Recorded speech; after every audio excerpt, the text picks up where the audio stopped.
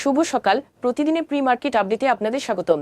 সূচক 21.87 পয়েন্ট বা 0.39% বেড়ে 5,636 পয়েন্টে দাঁড়িয়েছে। বাজারের লেনদেনের পরিমাণ ছিল 1,442 কোটি টাকা, যা আগের কার্যদিবসের তুলনায় 7.72% বেশি।